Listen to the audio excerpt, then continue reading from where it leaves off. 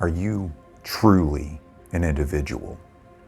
Now, this is a real question, and the disturbing part about this question, when posed to large groups of people, when you ask them all, across the board, do you consider yourself a fully realized and individual entity? Do you act of your own will? Do you impose your morality? Do you speak up and say the things that you're truly feeling? Do you have that instinctual connection to the unconscious, I don't want to say urges, but unconscious awareness of things? This is extremely important. But when you ask large groups of people, of coworkers, family, everyone is going to say, well, I think I'm a pretty well-realized individual. I've got it under control.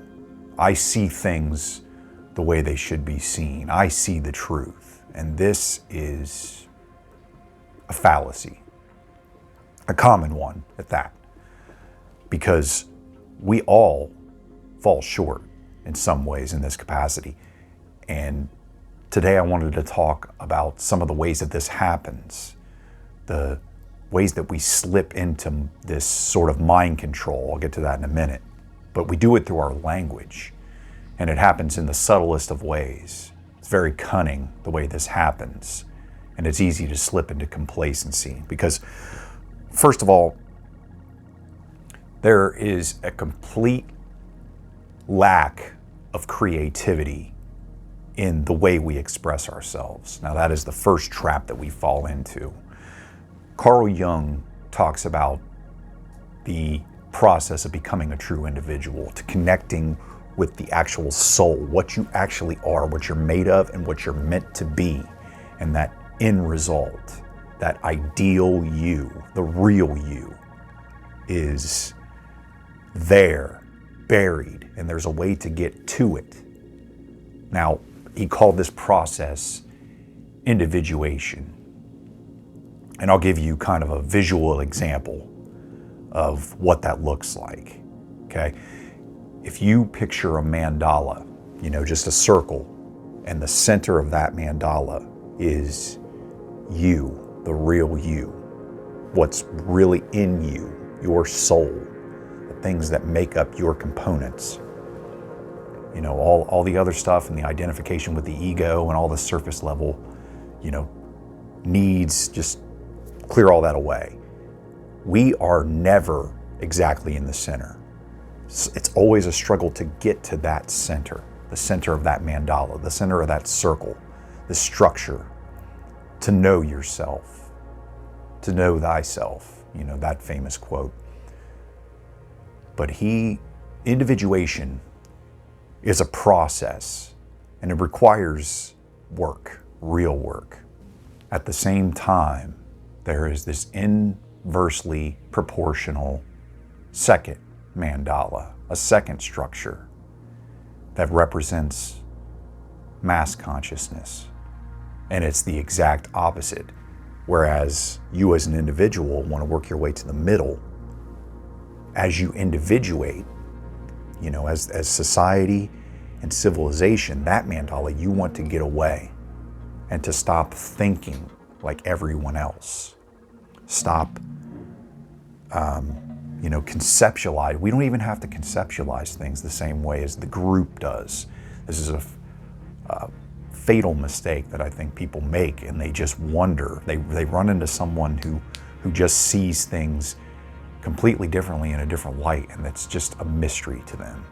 But one of the ways that this happens is the choice that we make, and it's easy to fall into. We all do it to some extent, but it's through our language. Through that use of language, there is this slipping into. I always use this analogy of freshly fallen snow on a hill.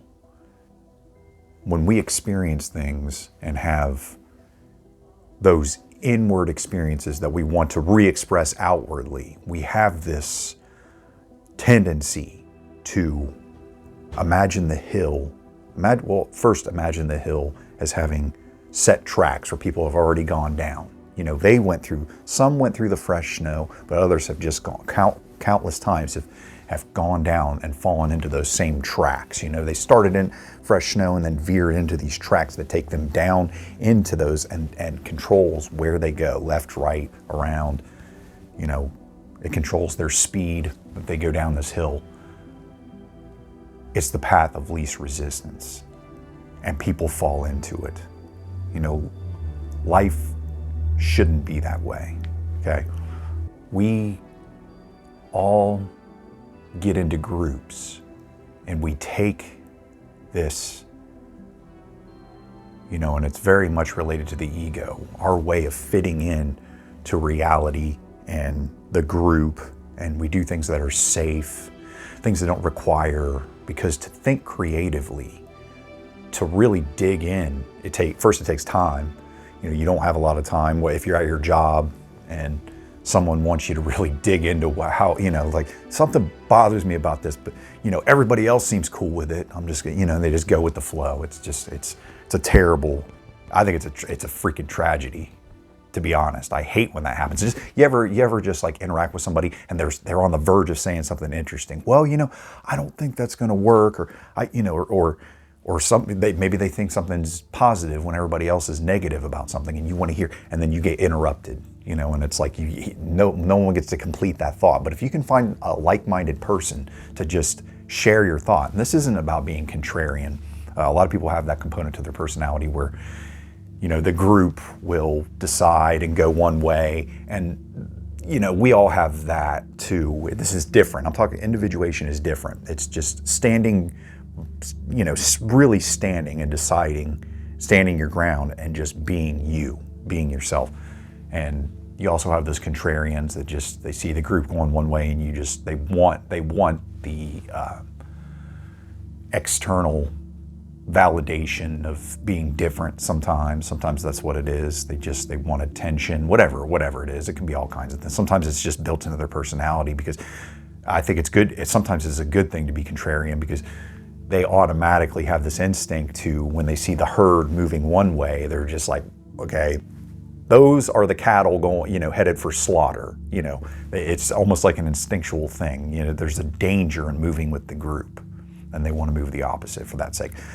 When people in large groups start feeling the same way, they get on the same wavelength. You know, they're told something in a crowd, and the crowd reacts, or they know how the crowd's going to think. They know what people are supposed to feel, and they fall into those tracks, you know, those tracks that just kind of guide their emotions and their thoughts. And it's the use of language that's kind of a distinct component of this, that, you know, something challenging happens, something bad happens, and someone says something like, it is what it is, or use some platitude, you know, some overused phrase, and before you know it, everyone's using the same phrase, and you can see the feedback loop.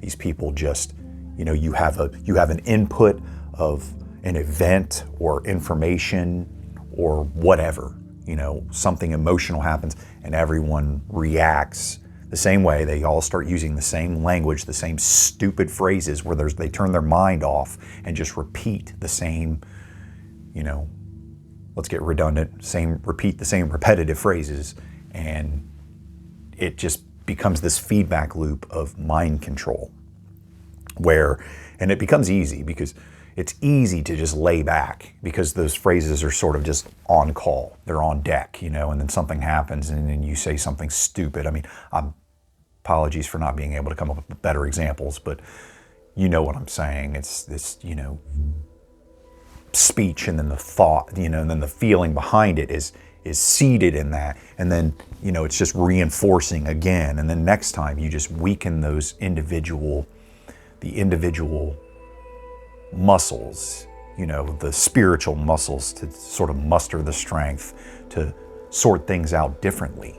And one of the things we can mitigate is just, and make sure you're not fueled by resentment, check yourself. But just when you're in situations and someone has a stupid idea, tell them, tell them it's ridiculous, and tell them why you think it won't work, or if someone did something that you just doesn't sit right with you, not to be a jerk, but tell them.